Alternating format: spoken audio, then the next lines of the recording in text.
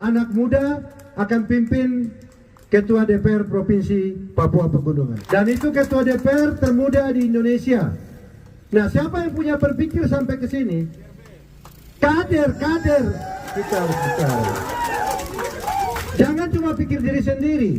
Harus pikir kader, adik-adik kita bagaimana ke depan.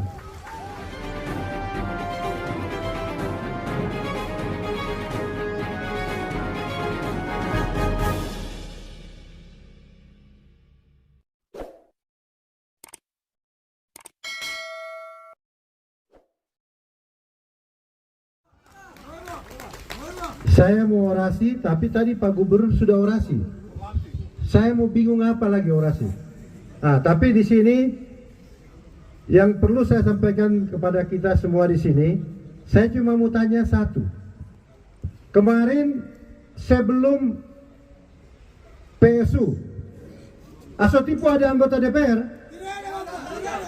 Suara kemana kah? Yang bikin PSU siapa?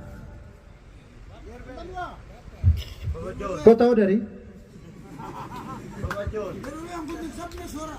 Karena Asotipo suara cukup besar, tapi masing-masing tahan. Maka PSU kami dari Perindo yang bikin. Tapi bukan harus Perindo yang dapat kursi, tidak. Untuk masyarakat Asotipo. Tidak ada kepentingan John Banua, tidak ada kepentingan kader-kader saya. Saya menganggap bahwa saya anak dari Asotipo, maka kader juga anak Asotipo yang harus jadi.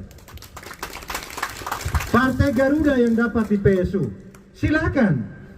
Yang penting anak Asotipo kan? Betul tidak? Karena PSU, maka ada Asotipo satu kursi. Iya. Nah. Kalau tidak ada PSU, Asotipo tidak ada suara, tidak ada kursi di DPR. Yang ada Asolokobal 2, Asotipo 1, tapi itu dari kota. Iya toh? Nah, jadi itu yang saya perlu ingatkan Bapak Ibu, saudara-saudara, adik-adik saya, kakak, marilah kita sama-sama membangun Jaya Wijaya. Jangan kita bicara yang tipu-tipu masyarakat. Itu tidak bagus. Nah, jadi di sini kita lihat bahwa saya sebagai ketua tim pemenangan Gubernur Bevanatan. Sebelum saya diminta menjadi ketua tim, saya punya permintaan. Satu permintaan saya adalah bagaimana orang Lani jadi gubernur, orang Yali jadi wakil gubernur. Terus kita yang punya tempat ini, ibu kota provinsi, dapat apa? Tak dapat apa? Kita sekarang punya ketua DPR provinsi. Itu karena Nasdem yang menang. Maka kasihlah adik kita, Ade Yos, ketua DPR, coba berdiri. Ini anak Lembah, anak dari Pelebaga, anak muda akan pimpin Ketua DPR Provinsi Papua Pegunungan. Dan itu Ketua DPR termuda di Indonesia. Nah, siapa yang punya berpikir sampai ke sini? Kader. Kita harus bicara. Jangan cuma pikir diri sendiri. Harus pikir kader, adik-adik kita bagaimana ke depan. Saya punya kader banyak di Asotipo. Kemarin DPR, sekarang tidak terpilih DPR. Mereka tetap kuat. Karena kita jadi bupati, mereka bukan harus jadi DPR saja. Ada yang kerja di tempat yang lain. Itu yang kita perlu kaderkan orang-orang. Jangan cuma bicara punya kader, tapi tidak pernah kita lihat seperti itu.